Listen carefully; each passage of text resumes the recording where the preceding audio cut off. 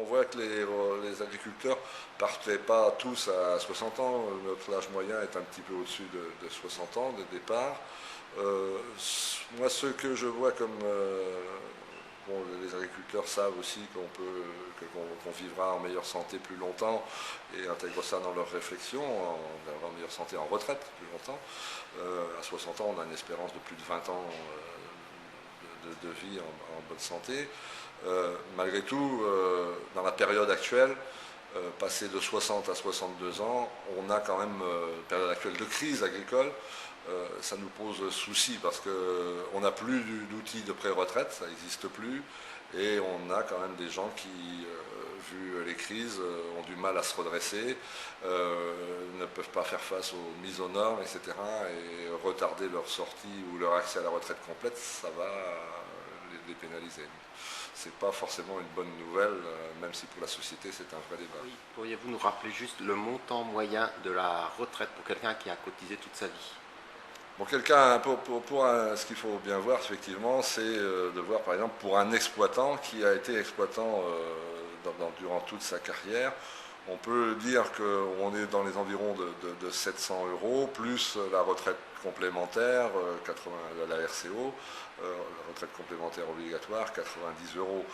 Voilà ce qu'il y a comme retraite en moyenne pour quelqu'un qui est dans cette situation-là.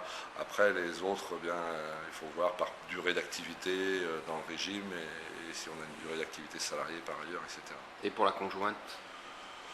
Pour les conjoints maintenant, en fait, les conjoints qui sortent maintenant en retraite, si elles n'ont pas été chefs d'exploitation, sont tous un peu au niveau des 500 euros minimum, en fait. Hein, donc, c'est ça la situation.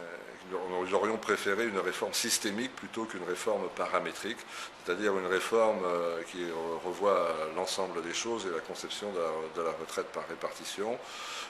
D'abord un socle de solidarité pour ceux qui ont eu des carrières avec de faibles revenus ou ceux qui ont eu des carrières entrecoupées de saisons et pas totalement complètes chaque année. Et cette solidarité devrait être financée bien sûr par les cotisations de ces personnes, mais abondée par la solidarité nationale. Et puis ensuite, au-delà de ce socle de base qui pourrait être fixé par les pouvoirs publics, en fonction des décisions des politiques, hein, disons au niveau minimum du revenu de pauvreté. Ensuite, au-delà de ça, eh bien, nous pensons que la retraite est un revenu de remplacement et donc soumis proportionnel aux cotisations et à la carrière des gens. Et donc ce que nous pensons à ce moment-là, c'est que ça devrait être sur l'ensemble de la carrière, un système par points. Et donc ça éclairerait beaucoup mieux les choses, et ça rendrait les choses plus simples, et ça permettrait à chacun de savoir à chaque moment où il en est dans sa retraite.